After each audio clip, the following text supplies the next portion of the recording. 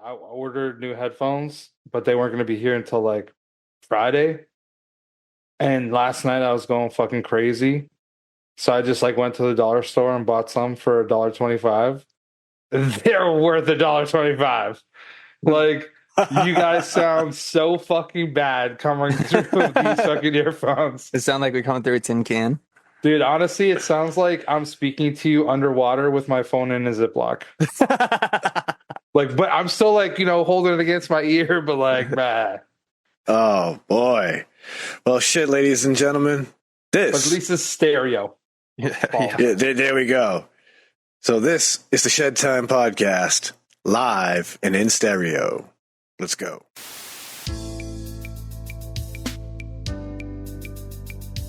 Ladies and gentlemen, I introduce you to Shedtime. What is Shedtime, you ask? Well, it's code for the consumption of cannabis, but it's much more than that. Shedtime's a state of mind. It's art, it's music, it's cryptocurrency, technology, it's food, it's vaping.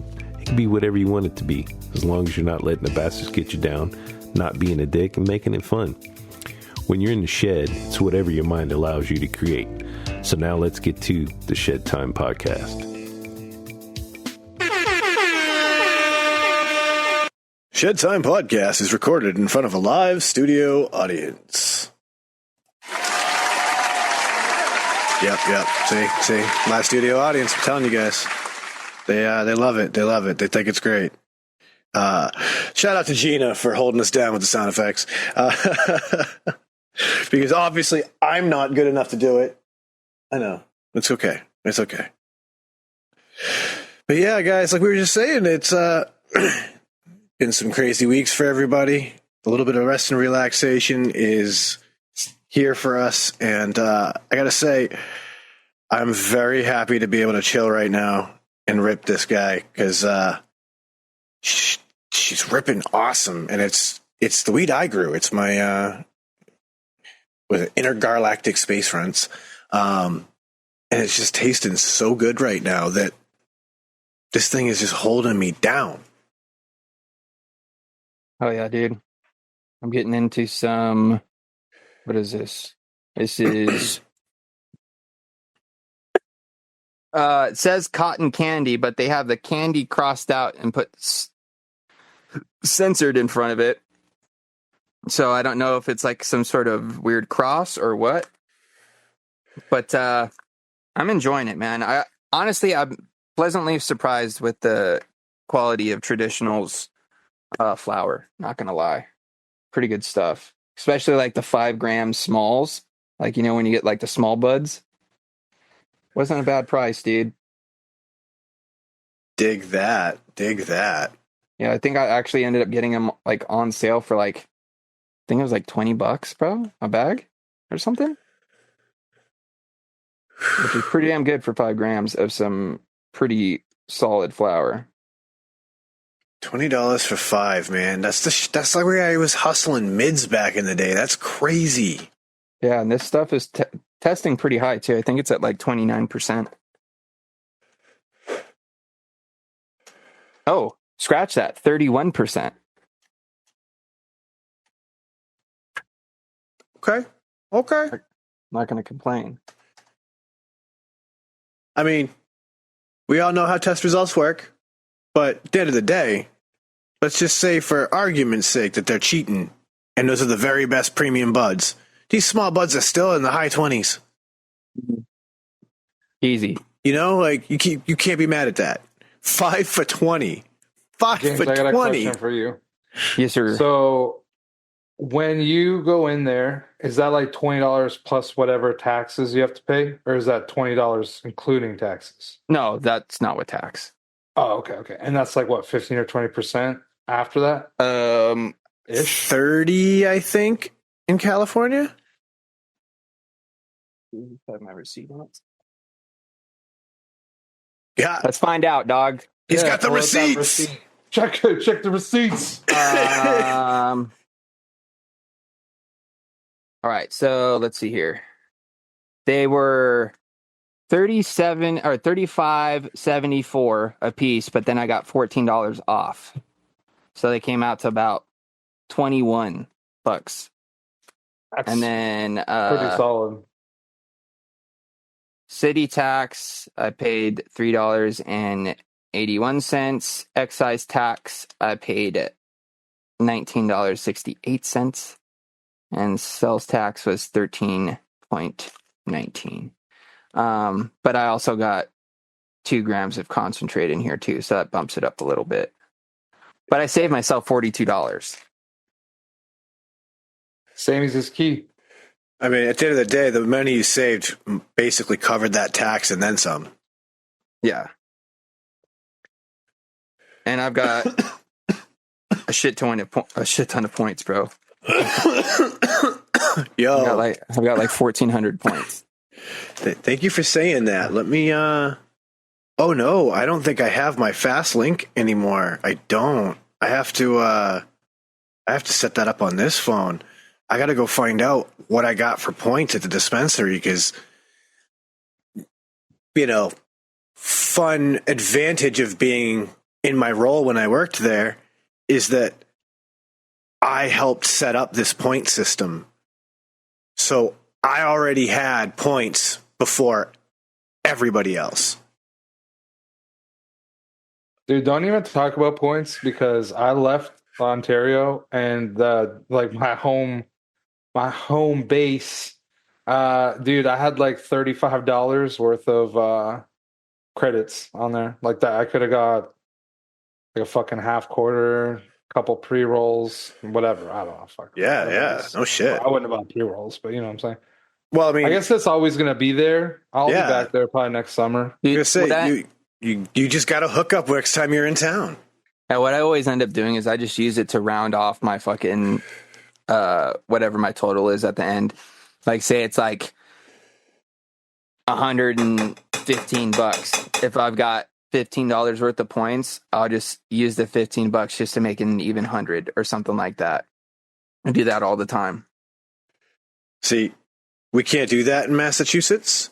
So the way that ours had to be set up was we offered a whole bunch of different extra gifts, if that makes sense. So like lighters, rolling papers, and then as you got into the bigger glassware, vapeware, and to the final stage, the top one, which I can't remember. I think it's like 100,000 points.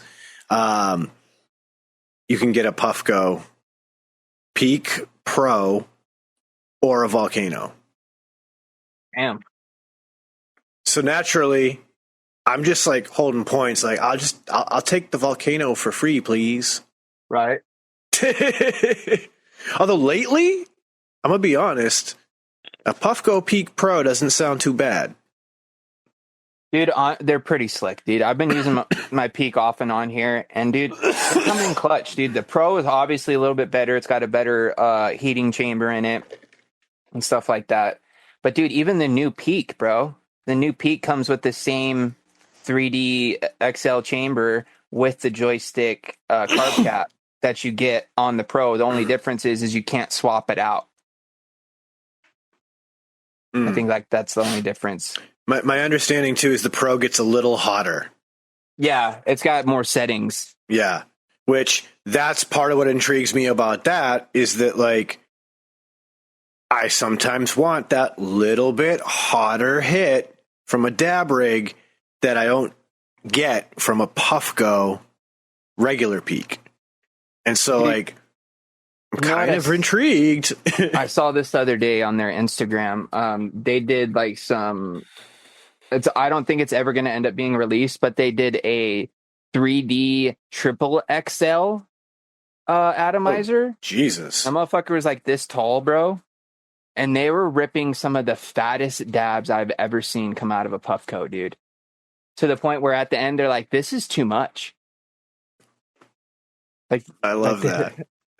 Yo, speaking of this too much, have you seen what Bear Mountain Studios has been doing? What? This motherfucker made like a 10, 15 some odd foot tall slurp. Oh, yeah. I've seen all kinds of stuff like that. Yo. Do you see the one where they go to drop the dab and the fucking, the the marble falls off and breaks the dish off the very end of it, dude. Like Yep. as he's loading the dab in, I was like, oh, that's so brutal. Yo, like some of the shit that dude does just because he wants to see if it's possible is amazing. Like, For science, bro. like creating a miniature dab rig carb cap that's actually functional. Did you see he made an RBR for a Puffco?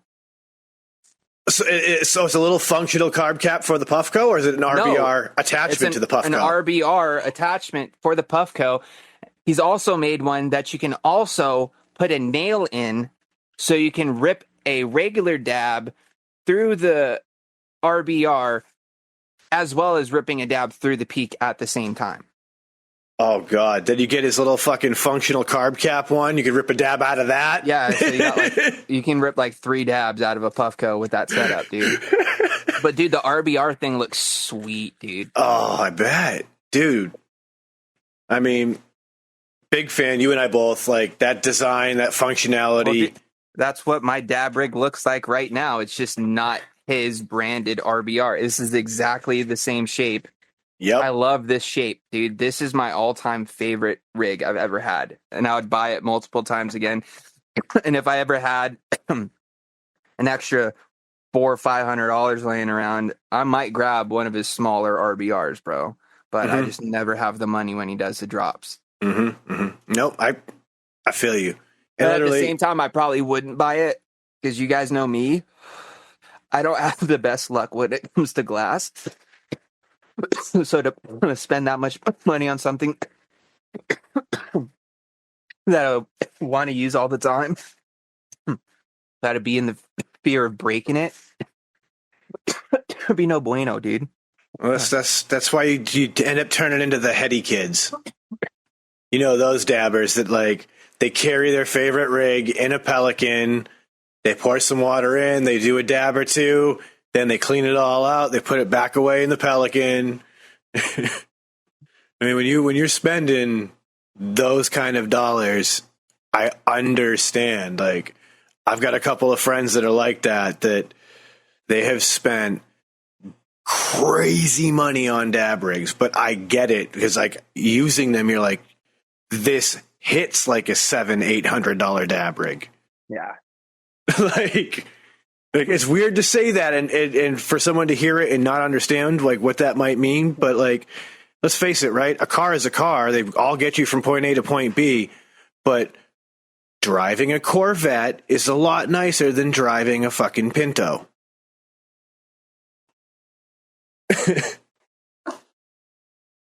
Yeah, I would agree. That's actually very true. You know, they're both going to do the same job, but one's a lot more fun, a lot more enjoyable. Oh, dude, you know, this just really doesn't have anything to do with what we're talking about right now. But dude, have you guys seen these things? These disposable vapes with the fucking games on them? But no. No. Yeah, my cousin, come to find out, recently opened a shop somewhere along the Oregon coast, and he brought some of these down just to see if we wanted them. And I was like, you know what? I'm going to check this thing out. I don't know how to fucking get this thing to turn on, though. Is there any videos? There we go. I think I got it. But now how do I unlock it? But dude, it's got 3 games that you can play. One of them's called F-22. The other one's called Pac Maze. And the other one... So they pretty much have a Tetris rip, a Pac-Man rip, and then what's this?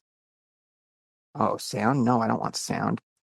Oh, is this some sort of fighter jet game?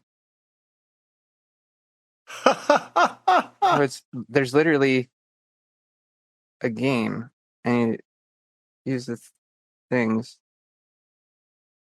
Fucking play. And it's a disposable? Yeah. The fuck? I don't know, dude. It doesn't make sense. I don't get it. I mean, that's weird, obviously. It's going too far. Like, That's going too far. That's just completely unnecessary. Like, you have a phone that you can play so many games on. Exactly. Like, why would you honestly think that you need that? You know what I mean? Seems fucking weird. That to me just seems like a notion of how do we play on their fixation even more? Let's keep it in their hands even longer. The longer it's in their hands, the more they're going to hit it. If they're playing games on it, then they're going to want to hit it even more because it's just still in their hands. Like, it's going too far. How do you fucking unlock this thing, man? I do remember... Can't even try it because it won't unlock. I do remember my wife having a Joytech mod. There's a Joytech AO mod, as a matter of fact, that had a version of Flappy Bird in it. Oh, really? Yeah, so like it was almost like a Joytech approach on like the billet box craze. So it's this little square box mod with an internal tank, and you would screw one of the Joytech coils into the mouthpiece and then screw the mouthpiece down into the chamber with the juice. And then that's how you would vape it. And it had a setting, like you would hit a couple of buttons and it would open this version of Flappy Bird that you would play on like a little screen. And I mean, it was like the Wismec Rouleau screen, like the OG Rouleau screens. You're just playing a version of Flappy Bird on that. That's fucking wild. It was. It was. There we go. I will say it was cool. They had a 510 top that you could put on so that you could screw on a tank, though. What milligram is this?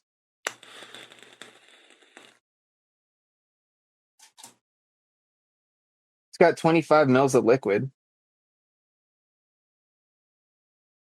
Well, I'd hope that it would last a bit of time with the fact that it's got a fucking whole screen in a game. Like, dude, that's like as big as Game Boy Color screen. Dude, nowhere on here does it say what milligram this is.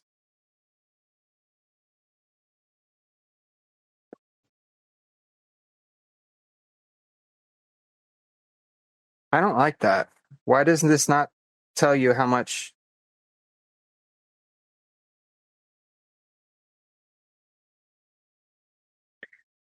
Such bad marketing, bro. Yeah, it's not cool. It's poor. Oh, there we go. 5%. Damn, 50? Holy shit. 50 milligram. Woo. And you know it's salt, so. Dude, it's got this mode called Beast Mode. Watch what happens when... Oh. Dude, look at the fucking screen. Hold on. Come back.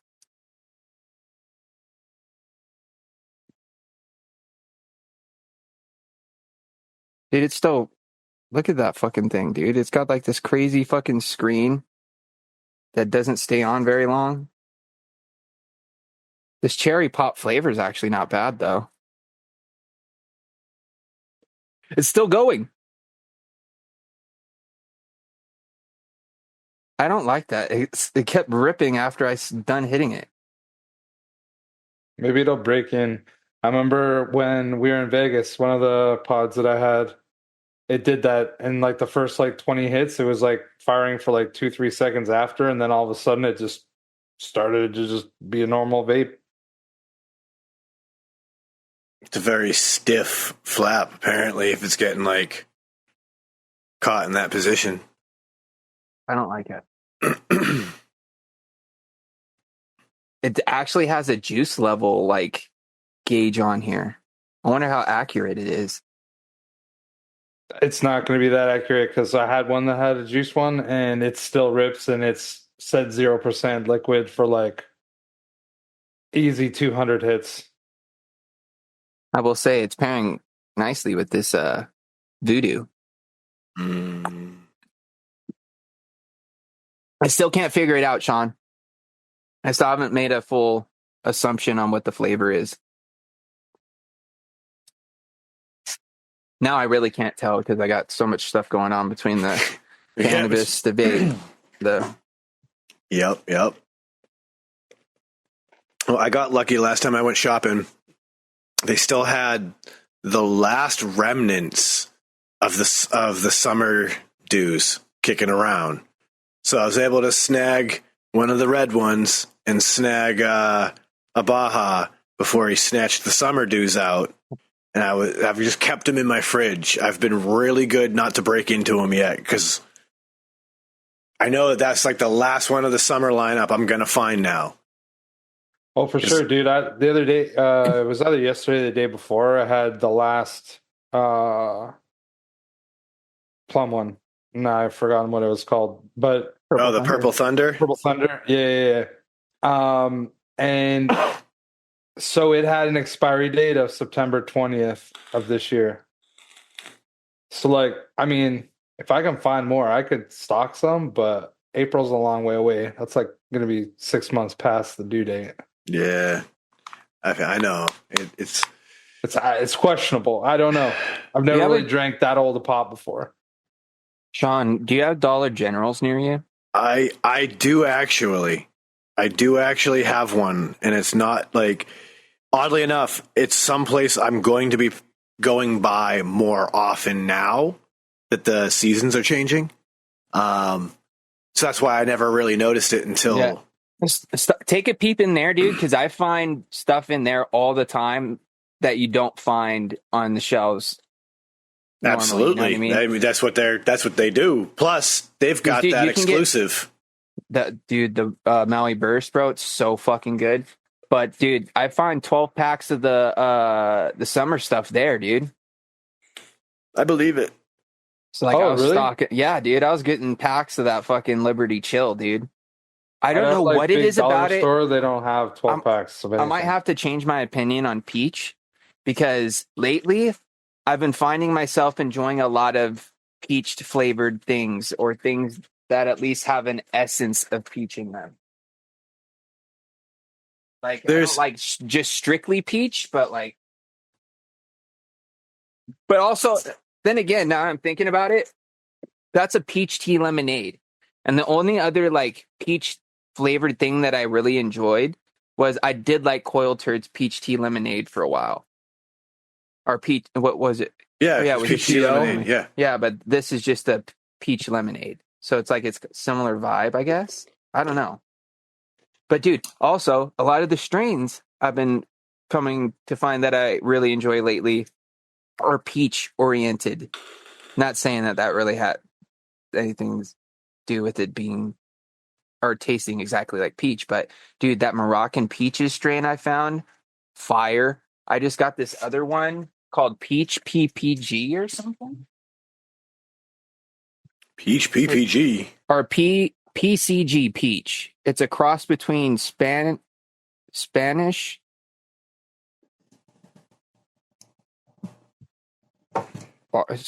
Barbara, I guess, and lemon tree. I can't even read it. The fucking font's so small. Lemon tree something. But dude, it is really tasty, bro. This batch tastes like sweet peaches and sour strips. It honestly does. It says that on the package, but it literally tastes like peaches, but it's super tasty, bro. It's sweet. I'm of an opinion that I think when it comes to like peach candies, I'm down. Like I do like peach rings. I'll smash on some peach rings. But there's this certain artificial peach flavor that I do not like. And I think what I found is that like in a lot of vape liquids, people were using that artificial peach I don't like. Because like as a kid growing up, like I remember eating like fruit cocktail and stuff. They'd have like mix of peaches and everything in there. Like I don't mind that. Like I'll eat fresh peach, but there's that certain off-putting artificial peach I don't like. I mean, hell, I was vaping that liquid that I got from Will's at the meetup, peach strawberry watermelon. but that was blended so well, and it was a good fresh peach flavor that like it almost tasted like a good strawberry candy more than peach strawberry watermelon. You know what I mean? Yeah, I don't really fuck with too many peach flavored things. Like I don't. That's in the vape world. I don't. Like I mean, the only ones I can really remember is like I remember vaping Quilterds. I can remember I vape maybe like 2 bottles of peach blaz. I can't really think of anything else. I do like fuzzy peaches, like I can't remember. We went over it like a couple weeks ago. It's like the Maynard's peach, whatever. Yep. Sour Kids peach, and those were like really good. Those were my jam when I was younger. But I don't like anything to do with peaches and like real peaches. Yeah. I don't I'm like. out I on can't that fuck for with sure. like peach cobbler. Yep.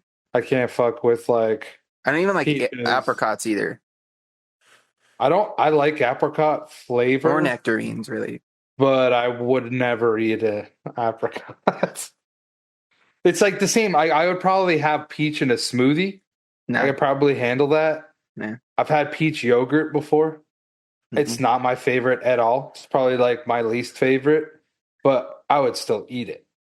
Like Sean says, peach rings, dude. I always would skip the peach rings, and if there was watermelon rings, bro, I was on them bad boys. Or if you could find the fucking cherry ones, dude. Did you ever see the pear ones? No.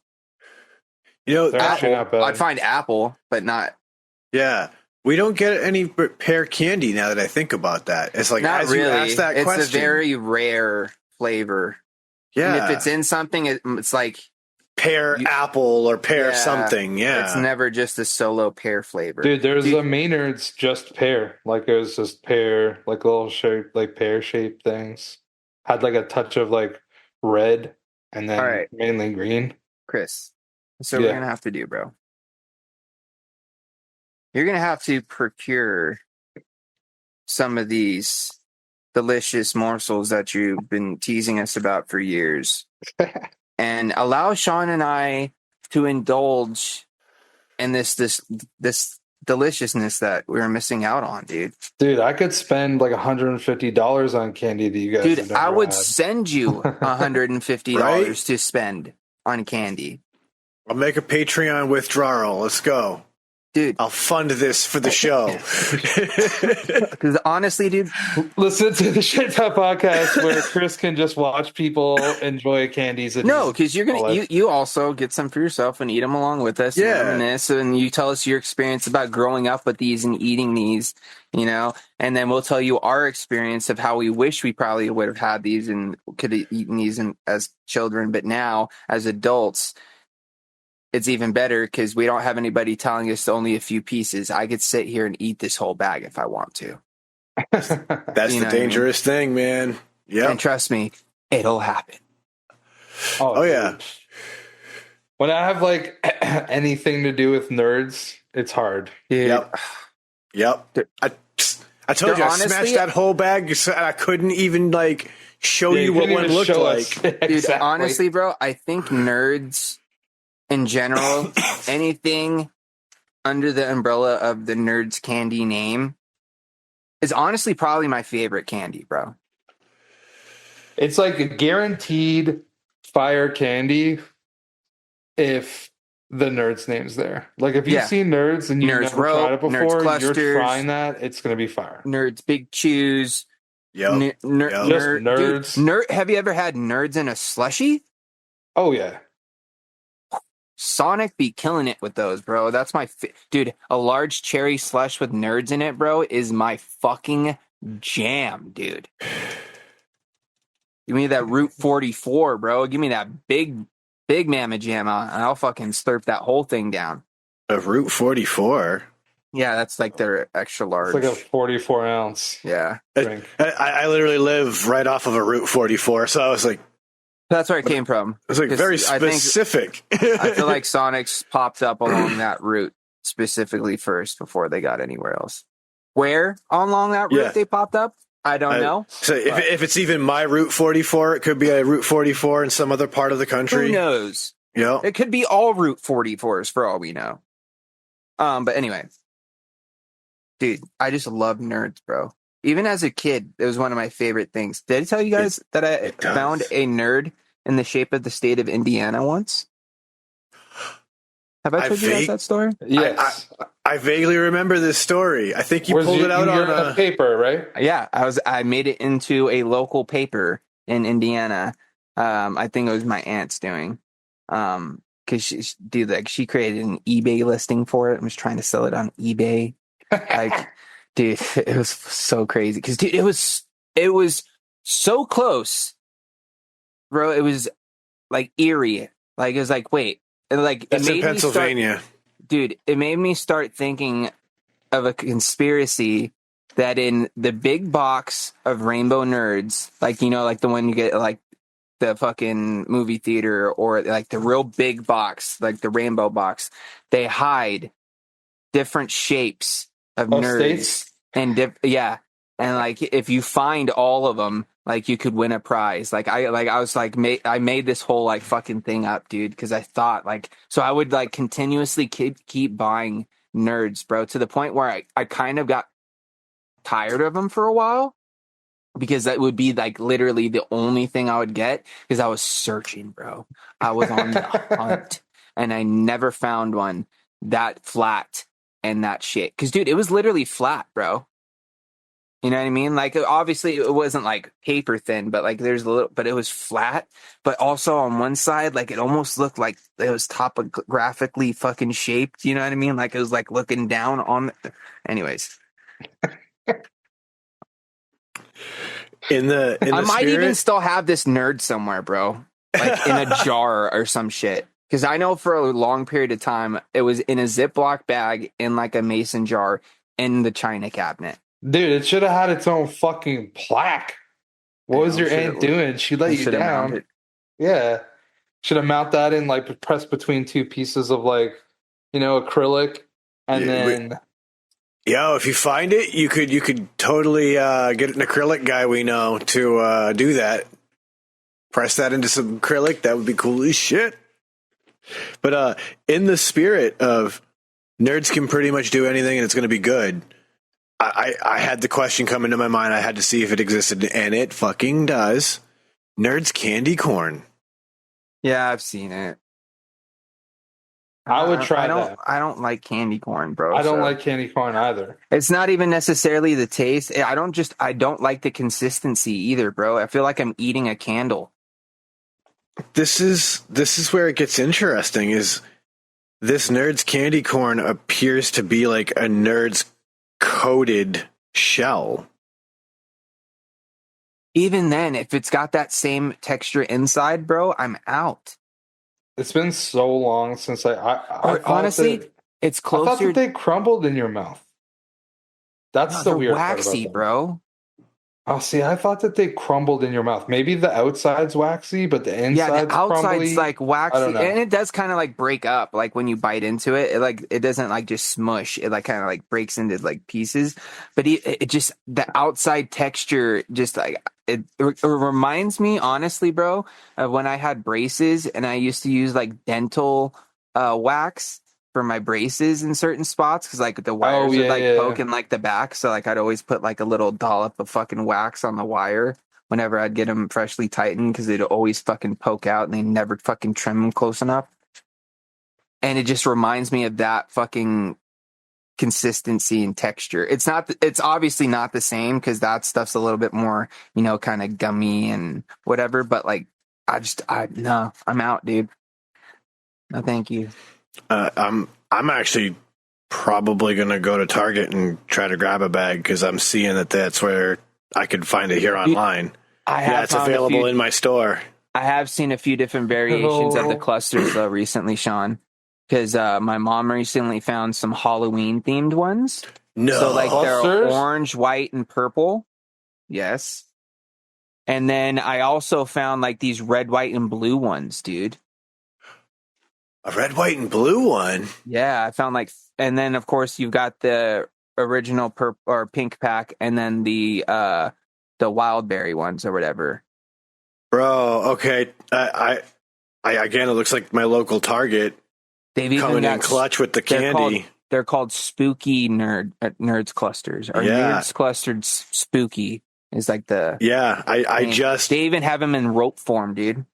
Just found the clusters. Like I said, it looks like Target's coming in clutch right now with the fire candy because I seen them at the where was that at earlier? 7-Eleven. Oh man, dude! Shout out to 7-Eleven, bro, for their pizza deal, dude. Their 2 slices of pepper, they're like extra pepperoni for like $4 or whatever, dude. That shit's actually pretty damn good, bro. Yo. And they're not small slices. Like they're pretty like fucking big slices. And it's like a pretty, it's not even like a super like thin crust. It's like, it's got almost like a little doughiness to it. It's fire, bro. I'll get 2 slices and eat that shit for lunch. Easy. All right. Especially when you go in and they don't have one and you're like, hey, let me get 2 slices of pepperoni. He's like, hey man, just give me like 2 minutes, bro. And he throws a fresh one in. And you get straight out the fucking oven, bro. Fire. Oh, we got to stop talking about food. I haven't ate dinner yet because it wasn't ready by the time we were going to record. I found the red and blue bag. Berry Punch Rush. Yeah, Berry Punch Rush. That's what it was. Those all sound banging. You know, the crazy thing about the internet is that as a stoner, I literally have the ability to have curbside pickup from the store, and I could just go ahead and, in a fit of munchies, just order all these things from Target, put them in a bag, have them ready at the store, and literally just go and have it curbside delivered to me. Yeah, how far away is the Target from your house? 10 minutes, 5 minutes, depending on if I hit the lights and all traffic. So you could very well be back in 20 minutes or less. Right. It could be a 20-minute trip, realistically, and I could have a whole bunch of just random candy and not have done anything besides drive. What a world to live in. Although I will say, in the world of wild candy and shit, I found a place I never would have thought to get the widest assortment of freeze-dried candy ever. And that was my local flea market. Oh, there was a booth that just had freeze-dried candy? Yo, so she had a lot of flea markets. old school penny candy, and then just wall-to-wall freeze-dried candy options. It was wild. We were looking at everything what's that? Oh, wait a minute, what the hell is that? Oh, hey, they freeze-dried that? Dude, I wonder, I remember going to this flea market when I was a kid, not all the time, but fairly regularly. It's called Dr. Flea's. And dude, every time I go there, I just want to buy so much shit. Because there'd just be random shit that just hit for me. So I'd be like, oh, whoa, look at that. They have a retro video game. I could get this. Or oh, they have some cool hats and I can get this. Or they have a fucking remote control car that goes 25 miles an hour for fucking $99. Sick. Just that's what I would always do when I go there. They had a food court and shit at this place. That's the one that I'm talking about. 'Cause my wife and I went up there to go see if I could find any N64 games, since I came up on a free N64 from one of my employees. Shout out to the homie for that. So I was like, all right, let's go hit the flea market this weekend and we'll see if we can find any good games. I'll tell you what, the retro game market right now is wild. Oh, everything is, bro. Anything like 90s nostalgia, bro, is so fucking high right now. Well, it's the thing is it's not even that it's high. It's just the demand factors, right? So if you want any of the Maddens on basically any retro system, $3 to $5, you're good for a quality copy. Probably in a box or in a case. You know what I mean? But N64, because that's obviously what I was looking for, right? One of the ones that I thought was wild, and I get it, is there's this one game, Conker's Bad Fur Day. Apparently, this game didn't do very well. As a result, very limited copies are available. $200 for a bare cartridge is a going price. Yeah. Well, dude, I'm sure that even like Mario Kart 64 probably is not like $5. They probably charge $50. fucking. I was gonna say they probably charge 40 or 50. 50 to $60 is a pretty average price for Mario Kart. 40 to 50 for like your Mario 64. You're looking anywhere between 40 to 50 for GoldenEye. Another Dude, one you that should try to find. You know, what you should try to find. You should Diddy try to Kong find Racing? the South Park game. There's like a South Park. I've seen game. it, and it's Dude, my not buddy- super expensive. Yeah, my buddy had it. It's like GoldenEye. Basically, like the multiplayer is like GoldenEye, but you're just like these kids and you're shooting like fucking ridiculous stuff, like nothing lethal. Dude, you need Wave Race. You need what else is a good one? 1080. Yep. Fucking Yeah, you play. They're on my list. You That's need Diddy Kong Racing. Yeah, it's all right. It's a good one. And that's less uh, expensive than your Mario Kart, because that's obviously, why I'm Yeah, suggesting but Mario it. Not Kart, only dude, that, like, 'cause trust me, that was before the new Mario Kart where you get all the cool vehicles and stuff you can drive. Because Diddy Kong Racing, not only could you use a cart, but you could use a fucking hovercraft or a fucking plane, dude. oh, I remember. I played the shit out of that game when I was a kid. Was Banjo Kazooie on? Oh there, yeah, that's on my 64? list. Yep, Banjo-Kazooie. Because, dude, that was a groundbreaking game for its time with the 2-player switching back and forth shit. Yeah, Zelda. What was the one on that? Ocarina of Time, Ocarina of Time. which I'm probably not going to attempt because the Zelda games are dumb high because it's Zelda, you know? yeah, dude. Honestly, like the Zelda games and Castlevania games, like never hit for me. But those are like two games that just like carried the Dude, system for a that- while. I agree. The one on the 64 was fun as fuck, dude. I played the shit out of that one. What else, dude? What other were some? Was Twisted Metal ever on? No, that was a That was a PlayStation. Yeah. I did get the hookup with, what is it? Tony Hawk Pro Skater 1 and 2. Oh, that's So those are good ones. That was a good hookup. Came with everything. Star Wars Rogue Squadron and one other Star Wars one for the sick. Did you get the N64. pod racing one? No, Dude, I remember playing the shit out of that one at my dentist.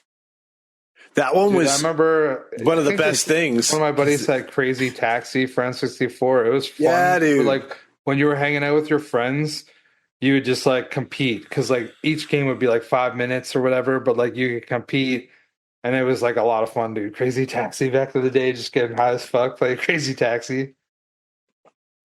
Also got what was it? WCW NWO Revenge. Because Oh wow, Wayne The- Gretzky's hockey game too. Yes. What was that one? It was Wayne Gretzky, Gretzky 97, I think. something like that. 96. It was one of those Dude. years. Maybe even 98. I remember playing the shit out of that. I loved Gretzky 94 on the Genesis. Do they have any MLB games on the? Though they had tons of them. I think that they probably had like MLB or some sort of baseball. They had for sure. to. They had They had an Ken NHL Griffey game. baseball. Yep. Yes, that was which the one. fire. That was the one. Dude, I remember when I was at university, me and my roommate, he was from California, he's from San Francisco. We used to fucking talk so much fucking shit and play the fuck out of that game, dude. I'd be the Blue Jays, he'd be the Giants. And we would just get drunk and just fucking battle. Like, Dude, that was the good old days Ruthlessly. too. When you had like fucking the big hitters out there I'm, oh yeah, dude. before they stopped the roids, bro. so true. I'm actually surprised you both forgot a very quintessential one. Mario Party 2 and Oh, Mario yeah. Party 3. Well, Dude, Mario both Party Mario definitely, Parties, but for like, sure. dude, they were just controller killers. Super Like, that's Smash, all bro. They were. Oh, that's right. The original Smash is for N64. I forgot about that. Yeah, like there's so many good ones. Plus, like one of my favorites that I know is like usually B tier. Although apparently, because somewhat of a demand, it's fetched about $20 to $30 right now on the market. And that was Nightmare Creatures. And that game was cool as shit because it was like medieval times. You were able to either play as one of two humans as like heroes, Wait, or pick one of two monsters and play the game that way. was Gauntlet? Was that an N64 game? No, I think that was like a Sega game. I'm pretty sure there was a No, 'cause Gauntlet I never had a on Sega. I'm pretty sure there's a Gauntlet that's on N64. Really? Gauntlet, like Must have lost. been like Gauntlet something. Yeah, like it was Gauntlet. continuation. Yeah, but it was one of those ones where it's like you had like your 4 characters, and like each one would be like a different thing, and be like running through like these dungeons and like or whatever. It was Trying to Gauntlet fucking- Legends on the N64. That's it. That's it. I knew it was. I was like, Legends Lost. If you want a copy of that right now, it's fetching $45 on eBay, between $30 and $45 right now on the internet. Looking at just a few I'm seeing. There was also a Gauntlet on PS2. Maybe it was that one too. There's Gauntlet Dark Legacy. That one. PlayStation 2. That's the one I'm thinking of. That's the one. You just got to go out and just bargain shop and just look for that stuff. But actually, on that note, earlier when we first started to talk about this stuff, it like triggered my mind. Did you guys hear that Frank, what was his name? Frank Fritz? Yes, Frank Fritz from passed away? American Pickers is gone, yeah? Yeah, dude. Have you guys ever watched that show? Oh Dude. yeah. I love that show. Okay, yeah, me too. Well, I wouldn't say I loved it, but I've watched it. That's what you need, though. You need to work the Frank bundle. I know. I know. So you got to That's go for somewhere. sure. You got to find some like, dude. He's like selling stuff. He's like, I don't know what it's worth. You just bundle it. Well, I mean, I can also do what the guy did who found this, and that's go to the town dump at a high-end town where this guy happens to live and just kind of see what's being thrown in the electronics pile. And then you can have it because it's trash. Like that's Are you actually literally allowed to take it? in at least this guy is. This is what something this guy does. He goes down to the dump and he just he checks like the electronics and a couple other little areas like furniture and shit. And if he sees anything that's like good enough that he can take and might be able to fix up and make work or whatever, he'll grab it. And so like this was literally the second N64 that his father had found at that dump. And so he brought it back and was like, yeah, just see if it works. My man's tried it. Everything worked. It was perfect. Typical cartridge-based video game system. Yeah, I got blowing that baby. Just blow on the cartridge. You're Give fine. it the old harmonica, you know what I'm saying? Exactly. Dude, even just like press the flaps and just blow in the fucking system. It's the same thing. You know what I mean? Clear the dust. It's going to be fine. And legit, it's wild because now like I've got it hooked up to my big screen. So all I got to do is just switch inputs. And I could be playing N64. I could be hanging out in the Discord with people, have it on my computer screen, and still be playing N64 on the big screen and having a grand old time. Dude. That's why I got so many things hooked up to so many things, so I could just bounce back and forth. Like when my computer went out, like I didn't feel like getting my laptop all set up and everything that night, so I just grabbed my Chromecast and plugged it into my TV, and I just casting my phone to the TV, and I just plug it. I love that. Like We'll get through. you can do that with technology. Like shit, my smart TV upstairs, I can connect, YouTube in app, boom, right to it. It's already got Samsung TV built in it, so I've got a bunch of streaming movies that I can watch on demand just from that, plus a bunch of streaming channels that are playing shit, including American Pickers. Like That the thing I love about that show, kind of jumping back to that, is that that's one of those shows you could just leave on in the background and do stuff and look over and be like, oh, that's mad fucking cool. And watch it for a minute and then go back to what you're doing, and you're not really missing anything.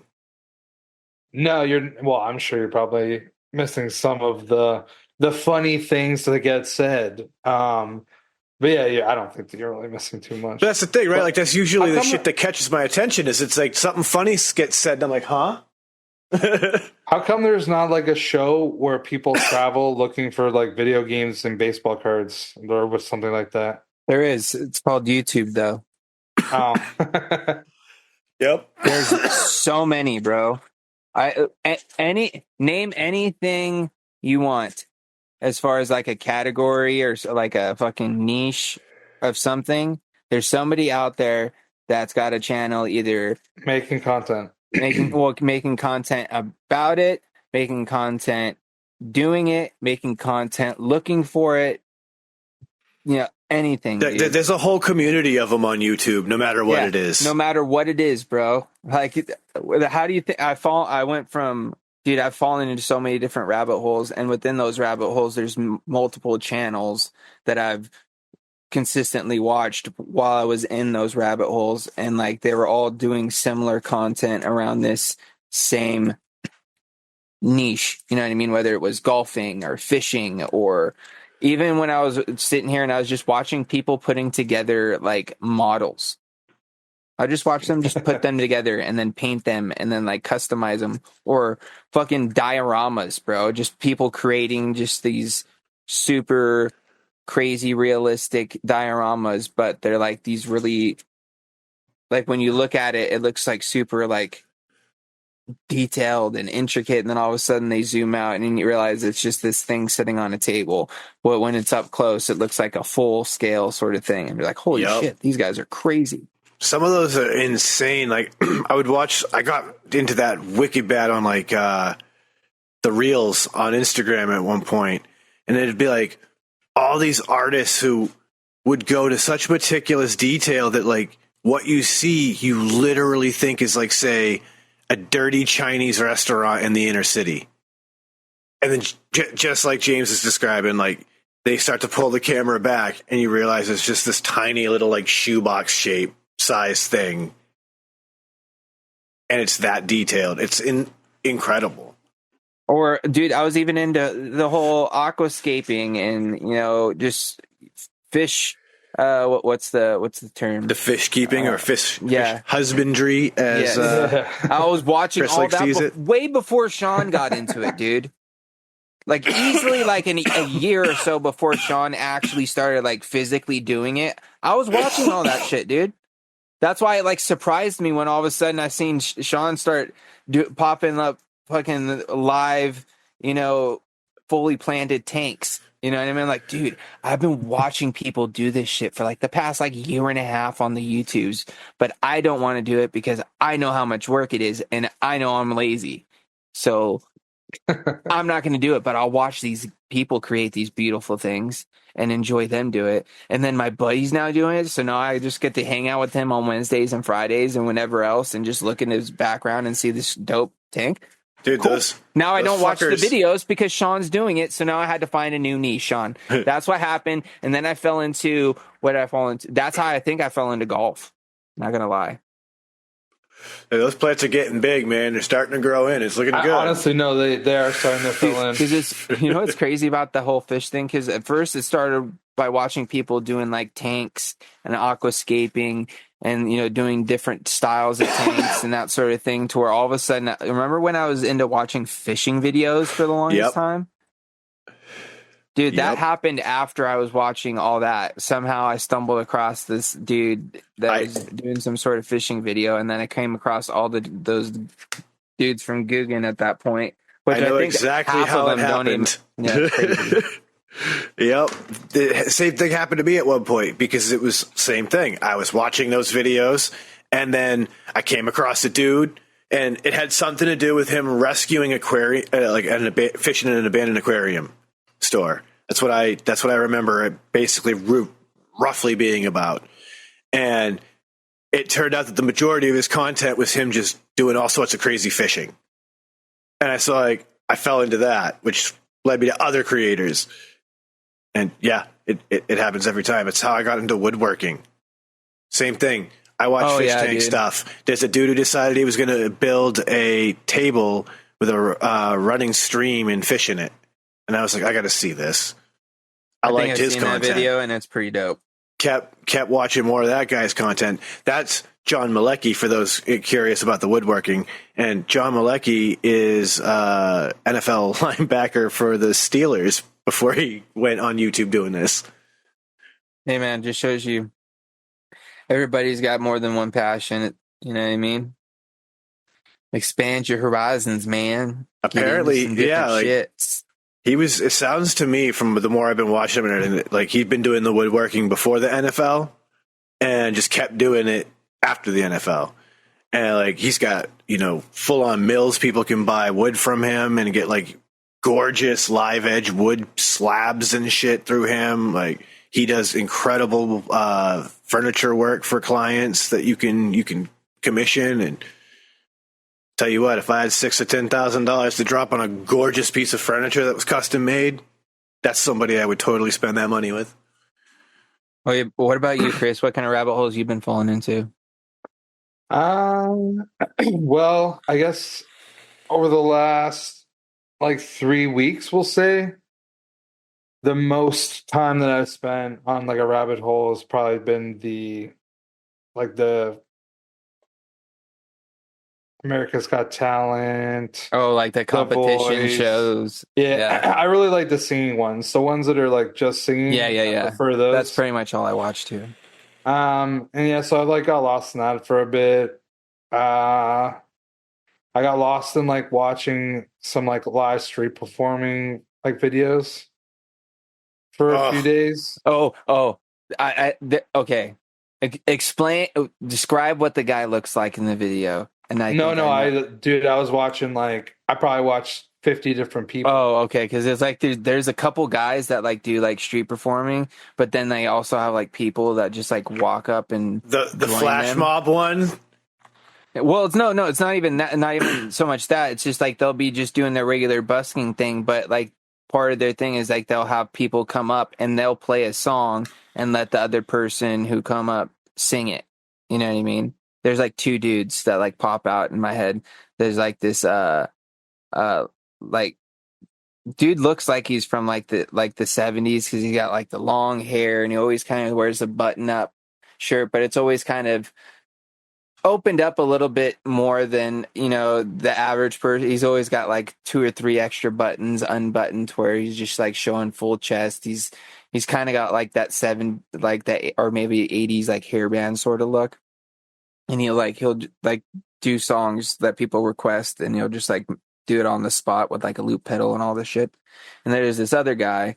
You're not talking about Mark Rabelais or whatever, are No. you? No. Mark Rabelais is fucking ridiculous. Basically, everything you just said, I feel it kind of describes them. It's 80s. Because this guy's actually playing guitar and piano and shit. Okay. You're not saying that Mark doesn't do that, but I don't think he's playing the guitar. No, he's just doing samples. Yeah. But he'll play the Of piano. weird shit. He'll play the piano and stuff though, and he's pretty good pianist. And then the other dude's a black gentleman who's he's got braids, and he always has a sign that encourages people to come up and sing, and so his whole shtick is having people come up, and he pretty much just plays the guitar and supplies the music for them to sing, and he kind of does a little interview sort of thing, kind of gets to know them a little bit. And it's pretty cool, dude.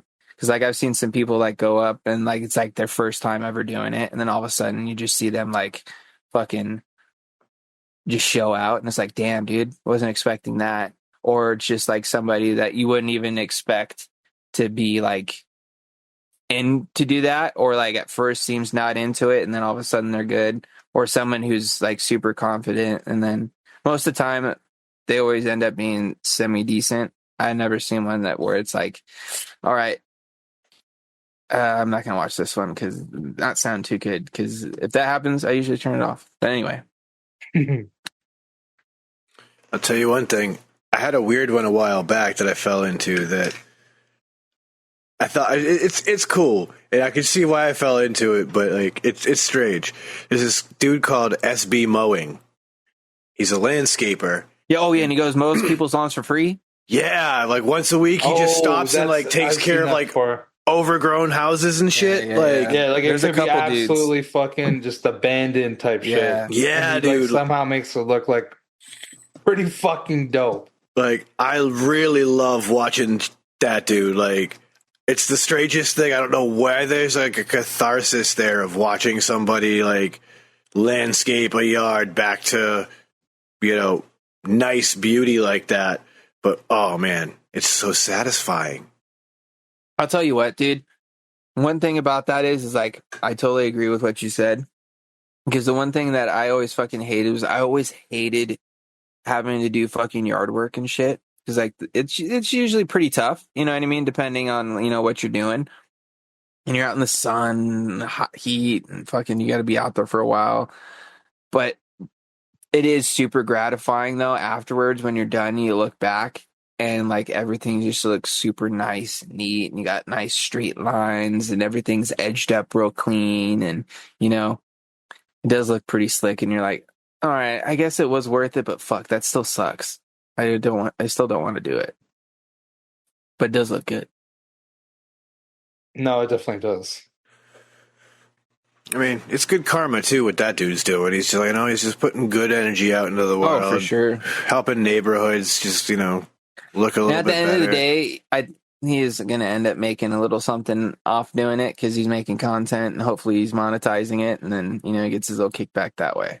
Absolutely. Plus, like, I'm pretty sure he probably actually is a landscaper. Oh, He for probably sure. like runs some like other. It's like side stuff. I'm sure it's like he just like after a job he sees this place. He's like, like I got like in a couple hours. He uses like one day a week to do that. That's it. It's On one and day a off week. He takes an off day and he does the yard for free. And so, absolutely, it's also free advertisement for his business. Yep. And after people in the neighborhood see what he does, other people end up getting, you know, his info because it's like, well, shit, he crushed that. What could he do for me? Not only that, but he's helping cleaning up neighborhoods, you know, because sometimes there are those abandoned houses that do just get let go, and they do kind of, you know, make the street look a little, you know, damn, man, why can't these people keep up? But then all of a sudden you get this guy coming through, chopping all that shit down, making it look all nice, and then like, hey, who knows? Someone might end up buying that house and making it even look nicer. Yeah, you know, shit like it's crazy, right? Because like shit like that increases property value just because your house is in a dump, or your neighbor's house is in a dump, or you know, there isn't an abandoned house just next door, 2 blocks away, whatever. Like that shit increases property value, and that makes the people happy. I know I want my house to be worth more if I own it, right? Like, oh, absolutely. Nobody wants their investments to depreciate. No, I mean, it's nice to live in a spot where there's a lot of people with like pride of ownership, right? Like they're happy. They want their house to look good. Like they're happy that they have that house. That's like a good spot to live. I don't know. Yeah, people who are happy to live there and are proud of their house aren't people who are fucking with other people's shit. Yeah, they're probably like pretty nice, Yeah, cordial people. You know, which is good. I think I'm a little worried though, because in the notion of like the nice neighborhood, I live in the nice neighborhood. My wife decided like, all right, it's time to decorate for Halloween. Like we're doing it this year. So she's been going out, decorating, buying stuff, having a blast doing it. And I'm like, you do realize what this means now. We actually have to participate in Halloween. Oh, yeah. Oh, for sure. Like, if you've got decorations, bro, you best be handing out candy, bro. that's it. Otherwise, you're the biggest treat tease ever, dude. 100%. And you gotta have like banger fucking candies. That's a trick with no treat, bro, and that's not fun. For real. Like, that's what I'm saying. Like, you can't do that and then be like, nope, porch lights off, kick rocks. No. You definitely cannot do that. Dude, do you guys still have trick-or-treaters come by your houses? I haven't always- lived in a spot where people have trick or treated for probably like 8 years, so I'm the wrong person to ask. I've always been a porch light off guy because like even in- us, like we decorate and got the light on, and nobody comes by. Maybe it's just like your maybe like neighborhood. the one, like, could be. Like there might not be a lot of kids Well, there. that like, and there's no sidewalks out here. yeah, so like maybe that's part of it. Well, what they do too is a lot of people nowadays is like they'll go do the big thing now is these trunk or treats. yeah, so they do these trunk or treat things now. So they'll just take them to those instead of parading them around the neighborhoods. They'll just go to like a parking lot at like a church or like a school or something, and where everybody just literally pops the trunk and it's got like a bunch of treats, and the kids just go up and down the parking lot. And honestly, it is probably, safer and easier and this or that, but it is kind of cool when you just open I'm sure the front that it door is and there's like definitely a little safer. kid Yeah. standing there dressed up like, Sonic the Hedgehog or something. Well, not only that, but like that was part of the experience of Halloween, right? Like my wife and I were talking about it. When I was a kid growing up, my uncle was wicked into Halloween. He and his wife at the time were like big fans. So they would go in on Halloween and they would do wild shit. So like there was one year that my uncle took a legitimate kitchen knife, cut it, rigged my aunt's shirt up and everything. And then what they would do is when somebody would knock on the door, my uncle would yell 1 minute, and then like you'd hear all sorts of like rustling. He'd come down, he'd crack the door just a little bit.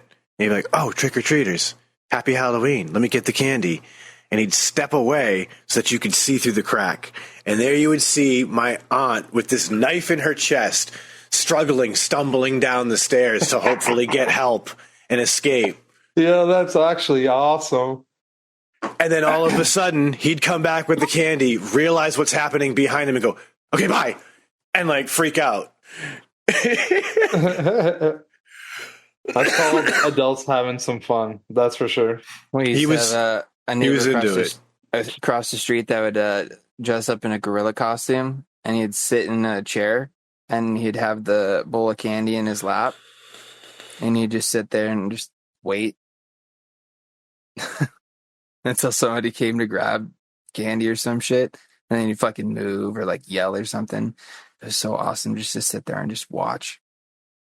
Yep. My uncle pulled that one year, just dressed up in like some sort of monster costume and did the same thing. We did Just waited. we did the one time where we created like a makeshift like haunted walkway to the fucking front door sort of situation, to where it's like we parked one of the cars like all like crooked and off kilter in the front yard, and turned the hazard lights on and like did a bunch of other shit. And then like me and my like two of my buddies, my brother and my sister, just like went in different places in the yard. And like as kids would like come up, like we had like fake blood and everything, dude. We're all zombied out. And as kids were coming up to the door, I was like underneath the car, like I got ran over. So I'd just like start crawling at them as like kids would start coming to the fucking door. Dude, we had so much fun that year. That was the one year that I think we skipped trick-or-treating to stay home and do that instead. I think. Was that before or after you worked in that haunted house? Oh, before. That was the beginning. That's what gave you the confidence. Yeah, dude. Because I had so much fun. Dude, that's the one thing that I feel that's kind of hilarious about me, is I'm such a fucking hypocrite when it comes to fucking like horror and like scary shit. Because I do not enjoy being scared or getting scared. I fucking hate it. That's why I really don't watch horror movies. I'm not really into them or anything. But boy, do I love scaring people, dude. Oh my God, do I love it, dude. It is so much fun.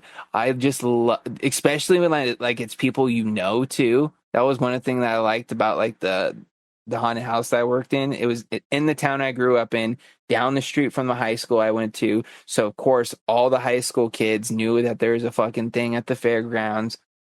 So they'd all show up, and dude, that was so much fun, dude. So I think I did that like my senior year, and then like maybe a year after that. Just scaring people. Yeah, dude, so much fun. That's the shit I love about this season. Like that was probably a couple of years ago now, and my wife and some of her coworkers all went to that haunted house forest thing that we did, and like it's weird, bro, because like after working in a haunted house, I kind of they're almost lost on me now. You know what I mean? It's like every now and then I'll get like I might have a little something get me, but majority of the time I know shit's gonna happen. So when it does, it's just like, all right, hey, okay, I see you. Hey, that was good. Get this guy though. You're gonna get him. Like, you know what I mean? It's for like I'm more going through it to watch the people I'm with. Well, that was what it was for me. Because sometimes, like every now and then, they're a little. You know, the one thing that kind of just like creeps me out is like there's something about Halloween clowns that just really kind of. I don't. I'm not saying like I'm afraid of just like clowns, but there's something about like the horror clown that just takes it a little extra to where it's like I really just don't fuck with them, dude. The evil killer clown's not vibing for you. Nah. Like there's this new bundle in fucking Call of Duty, and it's literally called Terrifier, and it's pretty fucking terrifying, dude. It's like this black and white clown. It's from the movie Terrifier, Sean. So I figured you probably know about it. I've seen the ads for it. Fuck that guy, dude. Dude, that thing is Fuck a creepy motherfucker. I won't like lie. if that shit came around a dark corner, I might just shit myself, dude. The great thing about a character like that too, right, is that's the kind of thing that when you see something like that with that kind of a face, like it doesn't even have to do anything aggressive or violent. It just can just slowly creep around a corner and meet with you face to face, and you're like, I'm literally going to piss myself right now. Those are the ones that tend to scare me more, are the ones that, because if there's some sort of like motion or some sort of sound, you're normally not going to get me too much. But like if it's something where I just like turn a corner and it's just there and you didn't do anything to scare me and I scare myself, dude, that happens to me all the time, bro. I get scared at work, like probably once or twice a month. When somebody just like comes up to me while I'm in the middle of like working, because I've got an earplug in one ear because they won't let us wear 2 headphones anymore because somebody ran into one of the roll-up doors because they were fucking with their headphones like a dumbass. Which, by the way, someone ran into another roll-up door yesterday with no headphones.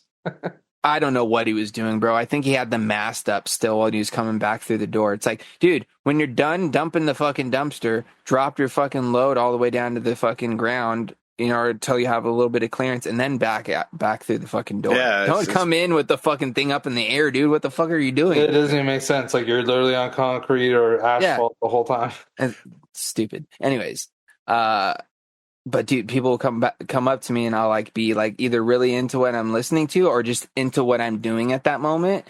And dude, I'm just like, oh fuck, dude, you scared the fuck out of me, bro.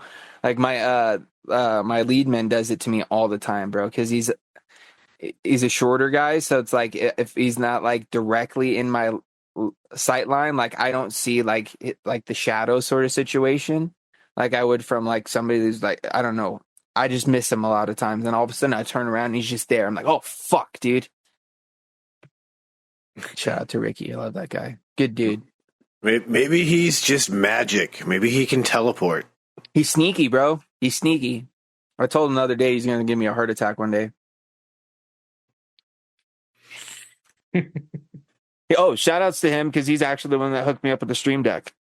Ha! Hell yeah. What a homie. Yeah. I work for some pretty cool dudes. I work with some pretty cool people. I don't know if I can say 4 just Dude, yet, but with what I like though is I feel like I've got like the gold standard of what a department should look like at the end of the day. I got word from the owner himself. He literally stopped me on my way out yesterday. He's like, you know what? He's like, I gotta tell you something. He's like, I want to talk to Jordan. You know, or Jordan's his son, who like pretty much like runs the shop, and Larry just kind of oversees everything, and he does like mostly all like the paperwork or like dealing with clients and stuff. But anyway, he's like, I'm gonna tell Jordan at a certain point we need to get everybody stationed to look like James's when they're done. Because like, I'm just sitting there and dude, I have something about standing around when I'm on the clock and not doing anything to where I feel like I'm wasting time. You know what I mean? To where it's like, Yeah. I need to be moving. I don't know what it is. I think my dad did it to me. I think my dad instilled it in me because my dad's like that. But like when I'm on the clock, it's like, I feel like I got to be doing something. Otherwise I'm not, I don't know. I feel like it's unfair because I'm getting paid to do nothing. I don't know what it is. Parts of me, sometimes I don't mind standing around it here and there, but I just like to keep moving. So like part of my day is just as I'm going, I'm cleaning my station constantly. You know what I mean? Because if you clean as you go, at the end of the day, you only have to stop for maybe 10, 20 minutes to clean up your station compared to having to stop and spend half an hour and not even doing a good job. So you got time to lean, you got time to clean. Yeah, it's because like now I'm running a CNC machine, and with that, I load the fucking lumber on, I press start on the machine, and I wait till it's done. Then I unload, load it back up, press start, wait till it's done. And let me tell you what, it takes a while to run a program for these flanges, man. Depending on what program it is and how many you're cutting out. Because, like, dude, there's multiple fucking passes with multiple different milling programs, with multiple boring programs that are different shot sizes. So that means multiple bits. So that means it's got to swap out the bits. So it takes anywhere. You know, anyways, so while that's doing its thing, I'm sitting there with my air gun and, you know, kind of blowing things into an area to where I can sweep it up all nice and then scoop that into the bin. And by the time I'm done doing that, I stand there for another 5 minutes or so, wait till the machine's done, and then I'll fucking unload it and do the same process. And I just do that every time. So by the end of the day, everything's all nice and neat. And I don't have fucking a pile 2 foot high of sawdust just sitting waiting for a spark or something to catch fire. All about safety. Yeah, dude. That and fuck, motherfucker want to get out of here. So, well, not only that, but if you keep your area clean and your fucking machine clean, less chances of anything going wrong, dude. Shit. Because, dude, the 2 guys that were running it before me were having constant issues with inverters not going out and overheating problems and stuff like that. And it's because they were getting so much fucking dust inside of like the cases where all the electrical components are, where all the contacts weren't making contact with anything because they had a layer of very fine sawdust on them to where they weren't able to make contact properly. So it's then that probably would just like run hotter regardless because there's like an insulator that, or it on just throws an error because it's not making contact, so it doesn't allow the machine to do anything. Yeah, like there's a number of reasons why that's bad. And, and they did not do anything about it. Yeah. So I'm just like, as long as I keep up with it and I just keep it nice and fucking clean, then hopefully nothing goes wrong and I don't have any issues. That's it, right? I mean, when I was in the machine shop, I mean, we were cutting metal back then, so different beast. But every pass, when that job was done, you blew the whole machine down, and then set up the next one. Like it cleaned it up for those very reasons, and it keeps your tolerances up, and that's a big deal because then less bad pieces means less work. Shit building up in certain spots, that's not going to allow the tool to move as far as it should in certain. You know what? That's what I think's going on with that the molder. By the way, I'm like kind of like leadman sort of the molding CNC machine because I'm like the only guy that knows how to run it completely from, tear down to, setup situation. So I finally finally have somebody I've trained to not only run it, but now, Sean, guess what? Motherfucker's doing the setups on it now too. So now all I do is whenever he's done doing a setup, he comes and hey, come check this real quick. So I go over there, make sure the numbers are right, make sure the blades are facing the right way. Then I have him run a board. We check it. If it's good, I go back to doing what I'm doing. I don't have to spend 20 minutes over there setting this fucking machine up so this guy can stand there and push boards. Pretty sweet. Progress. So now I get to spend more time standing over by the CNC machine, not doing shit. No, I'm just kidding. Now I mean, keeping things clean and working hard. No, honestly, dude, because depending on the day, I was doing anywhere from 3 to 6 changeovers on that machine a day. And each changeover, depending on what all it entails, could take anywhere from 15 minutes to 20 minutes or so, depending, or maybe even 10 to 20 minutes, give or take, depending on what all I have to do, depending on the profile. So you add that up, 15, or even if it takes me 30 minutes and I do 6 in a day, dude, that's what, 3 hours? It's almost half your damn day gone. Is that 3 hours? Yeah, 3 hours. Like, it's crazy.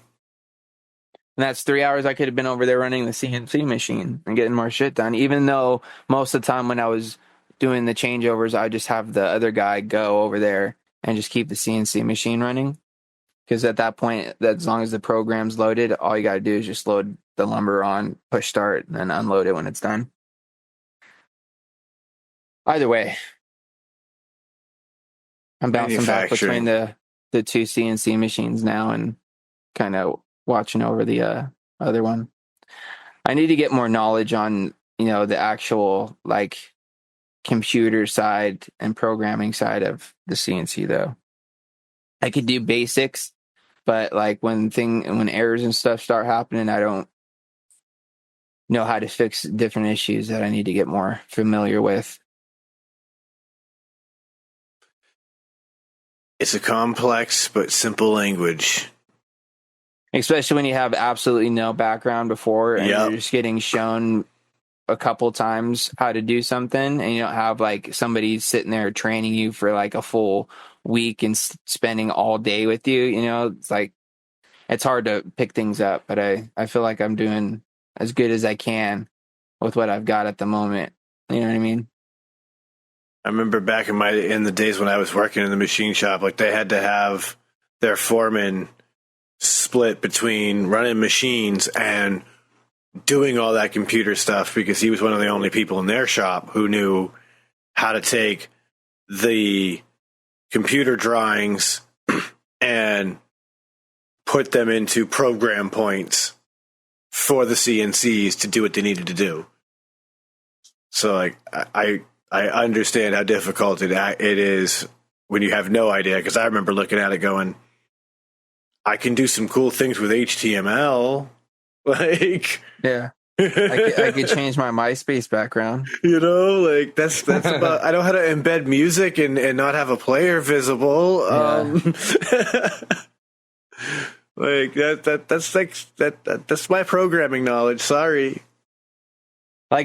Majority of it's pretty, well, I wouldn't say it's pretty self-explanatory, but once you get shown once, it's kind of simple. But once you start trying to do intricate, we have to do these things on certain flanges. It's where they just call it a slot, where it pretty much just cuts out a long cylindrical or long oval slot sort of situation, to where it's almost like a handle for the reel. You know what I mean? To where you can grab onto it. But trying to figure out how to get that curve without it being a full curve, and not only shape, that, but also making it has to be 2.5 inches wide by 5.5 inches long, but it also has to be the same diameter as the inner reel drum, so that it follows the same curve shape. And then I have to make sure that it's high enough above that to where there's enough space to where it's not gonna break, because dude, there's some math involved. Say it's a lot of math that you really wish you were better at in high school. Oh, for sure, dude. Like, I'm having to convert fractions into decimals, and then not only that, but majority of the stuff when you're putting it into the machine, you have to half of it, unless it's confusing. Yep. It's like if I'm going to do a 24-inch diameter reel, when I'm programming it, I only say to go 12 inches on your X as well as 12 inches on your Y in a circle. That way, when it's all done, after the circle's complete, it'll equal out to your 24. See what I did there? Yep. Does that make sense? It does. It took me a minute to figure it out, but I figured it out. And then the same thing goes where, okay, now I need to put 3 5/8 center arbor hole in the absolute center of that 24-inch reel, but I have to do it on 8 of them across a 4x8 sheet, and I have to figure out exactly where to place each hole across. So there's a couple cheeky ways to get around individually placing things where you can kind of create things in lines, which makes it easier, but it still took me a minute to figure it out, dude. Math is hard. Dude. Especially when you're having to do like geometry and trigonometry and shit to like actually get this shit right. And I don't think I'm the most like educated person, obviously. Like, I have 0 college education, barely made it through high school. You know what I mean? I think the last math class I took, I had to take consumer math or some shit just so I could get my math credits, because I failed algebra 1 or 2 like twice or some shit. Algebra. But that was also because I wasn't applying myself and I didn't do my homework and this and that. And a lot of other things too, because my credits got fucked up when I had my heart surgeries, to where I ended up having to drop out. Well, not drop out. I had to leave my regular high school to go to a continuation school, because that was the only way I was going to be able to make up credits in time to actually walk at my graduation with the high school that I actually originally went to. And I ended up actually graduating a month and a half early, because I had a hookup in the office and I got a bunch of extra credits because my best friend's brother was like some sort of worked in the office doing something, and I would just go in there and file stuff for him, like on my lunch or like for a period, and I got double the credits. He's like, community service credit, ding. Dude, you know what's so funny? Like, I don't know if it's like I'm so old or we were so behind the times. I have no idea, but like, not until I don't know how long. I've been out of high school now for fucking 25 years, but like at some point between when I graduated high school and now, you actually have to do community service, like signed off community service in order to like graduate. Like, that's part of it. Yeah, that's part of it. Oh, and it's not like that when I was a kid at all. Like, it wasn't. It was starting to be that way when I was a kid. Certain towns had them. The one I was in at the time in high school didn't, but because of the school I went to, I just went and did the community service with those kids anyway, because fuck it. You never going to class. Like, I did some cool shit and went to some cool places. Like, that's how I fed llamas and worked at a wildlife rescue for a little bit back in high school. We didn't have to do any of that. I did take workers' comp though, because I ended up getting a workers permit so I could work at Long John Silver's like my sophomore year of high school. And technically I wasn't actually old enough to work there, because I wasn't even 16. I was only 15.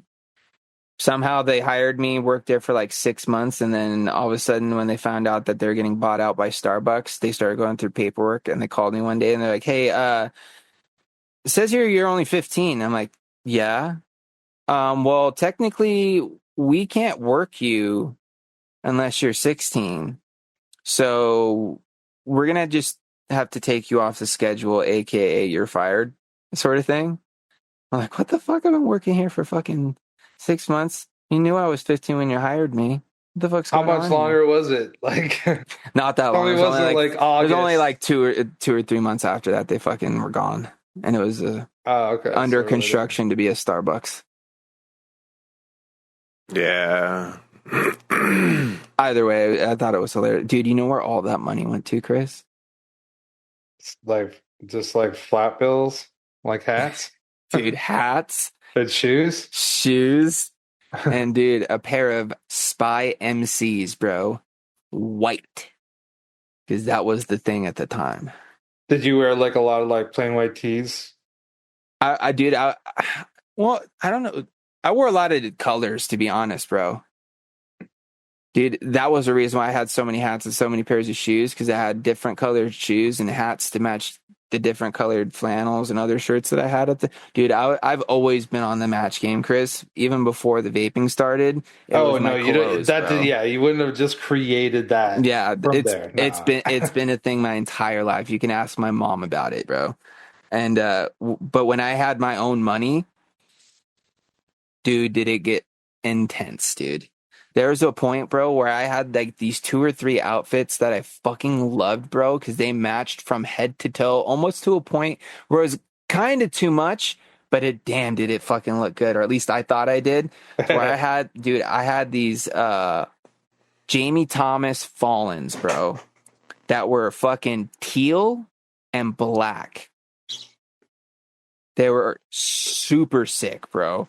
Like a bright teal, and I had a flannel the same exact color and it was black and teal, and then I had a fucking hat that had a fucking teal brim, bro. It was pretty fucking out there. And then I also had one going the other way, to where I had these red, white, and black Vans Chuckalos. I had so many pairs of Chuckalos at that time, bro. I had a pair in every color. I had white, black, and red, all black. I think I had a gray pair. Anyways, that's getting beside. But I would wear these red, black, and white ones with fucking black jeans. I had this fucking red, like fucking flannel shirt. And then I had this white brim, red hat, a Red Sox hat with the sock logo, Sean. One of my I still have it to this day. The only reason why I don't wear it is because the bill is kind of dirty, and it's for some reason it's always been slightly too small. But I would just fucking wear it for that outfit because it just looked so fucking sick, dude. I thought I looked dope as fuck, bro. Match game. Yep. But yeah, dude, I had a Red Sox hat in like every color, with the B logo, with the sock logo.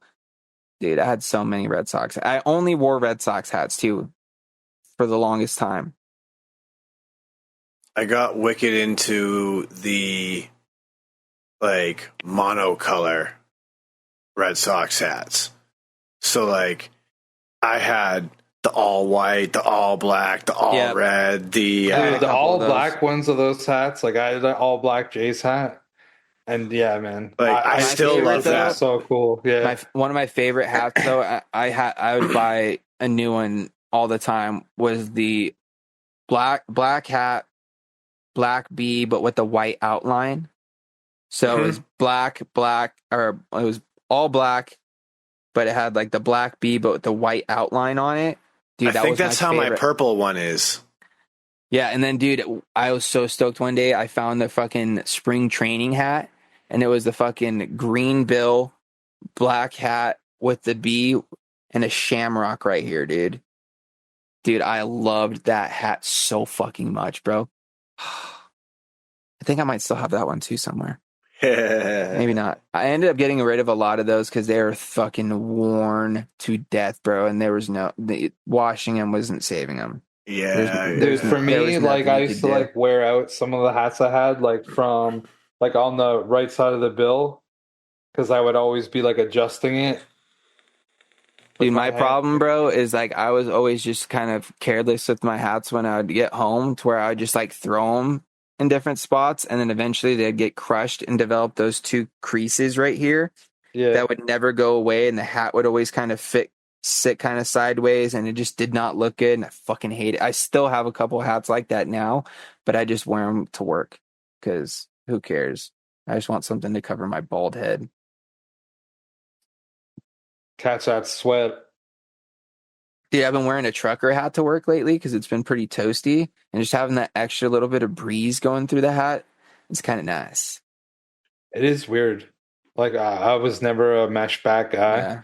and then I got this hat from like the skate brand Valkyrie, and it's like the most comfortable hat that I've honestly ever had. Dude, mine's a throwback, bro. I've been wearing a Fiends hat.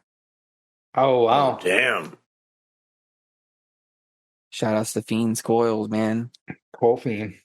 I've never spent any time wearing one because I've just never really been a fan of the look. But I have one at work that was given to me as a promotional item from one of our vendors. And I still don't think I would wear it because it's an ugly hat. But Well, so the one that I have is like it's a 6-panel hat. So it's not like a trucker hat with like the foam front or any of that shit. Like it's like from the front it looks like it's a normal hat. that's how this one is too. But it's this one's camo with black text. Oh, okay. Mine's like light gray with white text. Like it's ugly. Yeah, I'm not a big fan of like the trucker hat one where it's like the fucking big foam, in the front. I would definitely more prefer a 6-panel because it looks more like a normal hat. I mean, and it probably fit the same. The one thing I don't like about the trucker ones is that the fucking peak is so hot. It like peaks. You know what I mean? Because it's got just that single, just like line that comes halfway down. Yeah. And then stops. I don't like it. The only time I kind of like it. Yeah, see, like that, Chris, that's different. That I like that because you can't really tell it's mesh until you look to the side. Yeah. And it probably fits nicely. The only thing it's so is depending bro. on the mesh that it's made out of, though. Some are like if it's that super plasticky kind, bro. Oh, those irritate my head.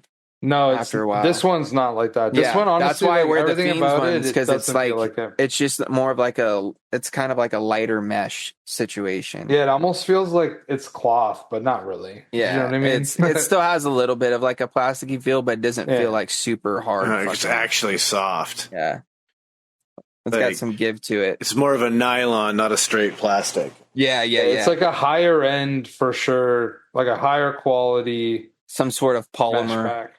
Yeah. Yeah, because like I don't fully hate the trucker hat when it's been like some sort of cool airbrush one. Would I wear one? Maybe in the right circumstance. But like, you have to really like the art. I'm thinking of it more in like a situation like as a tribute to a friend. You know what I'm saying? Okay. If something like that was a thing, like I'd get one, I'd rock one. You know what I mean? Something like that. If like a friend's band was like making some, and if to support them, like I would do something like that. But yeah, I'm not a real fan. Every time I look at them, it actually gives me these weird flashbacks to a point in my childhood where I have a aunt and uncle in Texas who have a photography business, and their photography is race photography. So they take pictures of cars racing on like these amateur tracks and stuff down there. And they make hats out of their pictures. And I remember they gave me one when I was a little kid, and it's literally like a regular Kodak picture that was just scanned and printed on the big white trucker cap. So the big foam is still white all around with this like copy paste fucking picture just in the dead center. Big old peak at the front part of the foam where it kind of like, and it was so bad. Like when I was a kid, that was like what the baseball league always had, like those kinds of hats. I remember like it brings me back to like, remember the 90s, all those old beer hats and stuff? Yeah, that you get in the case? Yeah, that like you get it all like 100%, that's what it would be. Yep. Be like Molson Canadian foam fucking hat. You'd be I'm like, remembering the Miller Lite one right now. what? I don't remember who in my life it was that had it, but I am totally remembering a Miller Lite one right now. I think that up here there must have been one that was like gold, and it was like gold corduroy. And I think that it might have been Miller Genuine Draft or something like that. Or maybe a Coors Banquet. No. It was definitely like a Genuine Draft. I can remember like the logo on it. Maybe it was. What happened to corduroy? Nobody fucks with corduroy. It's hot, bro. Yeah, it's a thick fabric, bro. Why did we dress kids in it when we were children? Because that Don't was know. the style. Like, what Bro, was... The worst is a corduroy couch. I had one growing Why? up as a kid. Why would they make a corduroy couch? Dude, I'll tell you what, bro. Waking up from a nap on the couch, bro, be looking like you had fucking a rash and just lines on your face. Bro. Grill marks? Yeah, like you put your face on top of the barbecue. You want to get cozy? Come lie on the corduroy. Dude, I'll tell you what, though. That couch was super comfy, though. Probably one of the most comfortable couches we've had. Was it? I got to imagine it was a soft couch. Oh, yeah. It was With fucking corduroy. nice and cushion, yeah. But So, like, it still gets you. damn, dude, corduroy, like, that's such a weird fabric for a couch. Oh, yeah, and it's a bitch to clean, too. That's like, Dude, I remember I had like a pair of cords. Like I can remember one specifically. It was like a pair of beige cords that I had probably in my like early 20s, something like that. But they were like fairly comfortable for the wintertime. You know what I'm saying? Like for the wintertime, I would rock them in the winter. I would never rock them in like the spring or the fall. And yeah. I only like them because like they fit really good, even wearing your pants low. And like I wore my pants like fairly low. Skate culture. What are we gonna do? Just live, I guess. That's it. You know, the belt's there. It's why they're not on the floor. Yeah, I never had full ass out, but they did sit a little bit lower That's for it. sure. I still to this day that my pants are very often not on my waist but on my hips. It's just how I've grown up. And I still have that little bit of my underwear sticking up just to make sure you ain't getting no crack. I'm respectful enough. I never had the It's like I crack wear my problem. underwear properly. That's it. I'm respectful enough to not give you any crack. That's Dude, I've even gotten to the point now too where when I was younger, dude, I used to hate when my shorts came up above my knees. yes. I still don't I don't- like that. I don't mind it as much anymore. Depends. If they're like still sort of baggy, I feel like slightly above the knee is not that bad. But if they start to get like tighter Oh no, like I'm not wanting and them above the fucking, knee, then nah. I'm Yeah. not wanting them like tight to my fucking leg, but like if like say like I have some Volcom shorts that are they sit just right above the knee. You know what I mean? Okay, yeah, Not like my gym shorts and shit. Yeah, I'm yeah, totally good with exactly. gym shorts being there. That's kind of what I'm saying, because even I'm wearing some gym shorts right now, and that's what they come right to, like right above the knee. Like that's like my as high as all that my shorts go. But like, I otherwise don't I like feel- working in a short like that. Oh no, I wear Dickies at work, bro. Yeah, Below like- the knee. I want a Dickies work short at work, for sure. Honestly, I think I'm still wearing. I have 2 pairs of Dickies work shorts that I still wear that I think I have from when I was in high school, bro. Me too. Literally, the black pair I wore most of the summer. The gray is one pair of I them. have, bro, I have to be careful when I put things in my right pocket because it is ripped on one side to where sometimes I go to put my phone in my pocket and then all of a sudden I feel it hit my boot. Dude, you went to the like Boy Scouts, like you know how to sew? Fucking Yeah, fuck that, sew dude. those pockets up. No, because as long as I make sure I put my hand in the all the way to the side, then it goes in the pocket and then I'm fine. I always just safety Alright. pinned that bitch.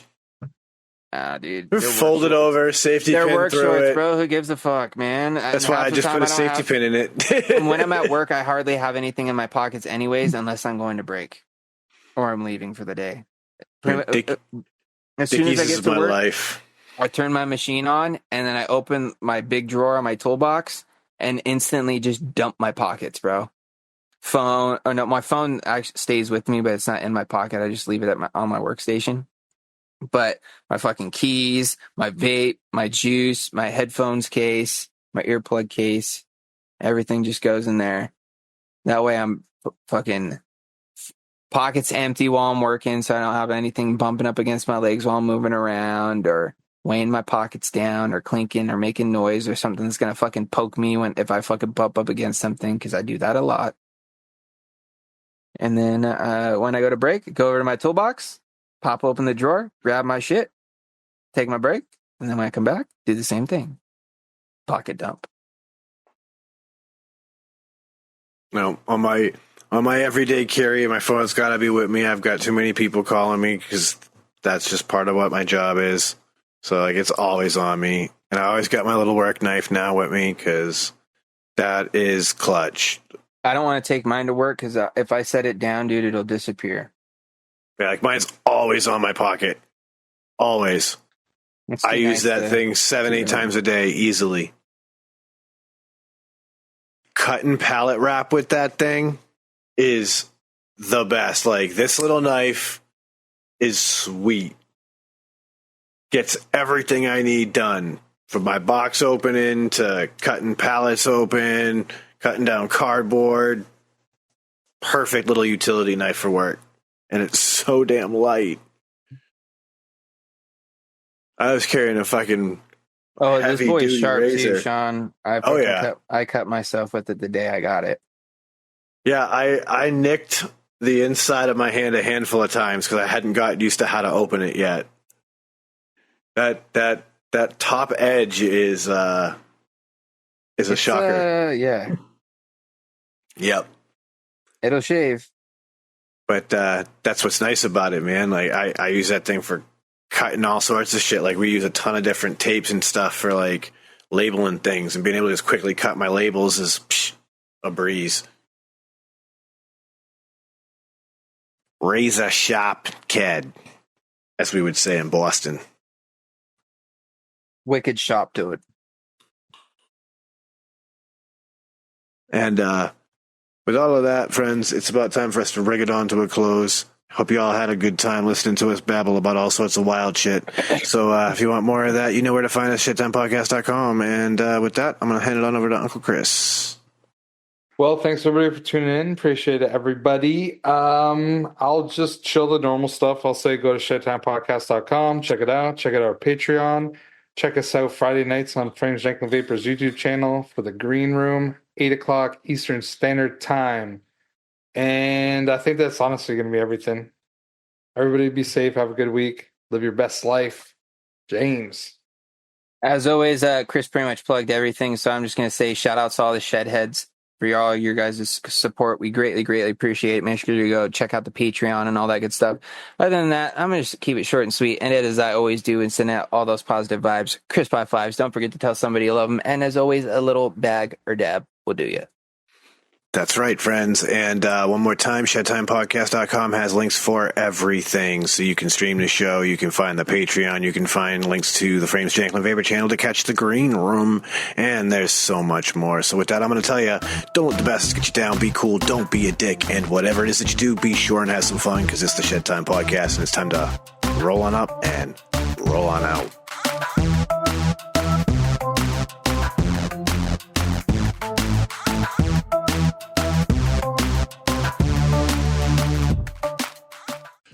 Dynavap, Dynavap, Dynavap. Looking to cut the cord on your dry herb vape? Dynavap. Trying to get the best taste from your herb? Dynavap. Ready to take your sesh to the next level? Then meet Dynavap, the best way to vape your flower or concentrate. Concentrates? That's right. Your flower or hash can be vaped using Dynavap. Check out Dynavap.com to learn more. That's Dynavap.com. Lose the ash? Dynavap. What's going on, Shedheads? It's your boy Frames Janklin. Are you looking to step up your match game or have a raw copper, brass, or stainless mod or RDA that you're absolutely tired of polishing? Then you need to go and hit up my man Ashton of Palmer's Powders. He does some absolutely amazing powder coating work. He offers many different colors and finishes at an absolutely killer price. This man is taking powder coating to a whole new level, and he can make your setup an absolute masterpiece. You can go follow him over on Instagram at Palmer's Powders, and you can go check out pricing on his website, palmerspowders.com. That's palmerspowders.com. And as always, let's just vape on, Shedheads. I want you to think of your favorite rebuildable right now. Yeah, okay, so you have a layer cake in your hand, and now you're about... Oh, sorry, yeah, that's not everyone's favorite. That's just mine. So think of your favorite rebuildable atomizer. Think about how good of a vape it produces for you. Now, take that and amplify it. And the way that you amplify that is you put in some Breezestone coils. Breezestone coils are handcrafted in Adelaide, Australia. They're made from some of the finest quality wire that you can get. I believe it's wire Buddha. You take those coils, you take them out of that phenomenal packaging that clearly shows how much care that Adam puts on the quality of his coils and the insurance that you get them in good shape. You put them in that favorite RDA, and guess what? You have coils that now sing better than Celine Dion. Go check out Breezestone coils. You can find them on localvape.com and also steelvalleyvapors.com. Solid.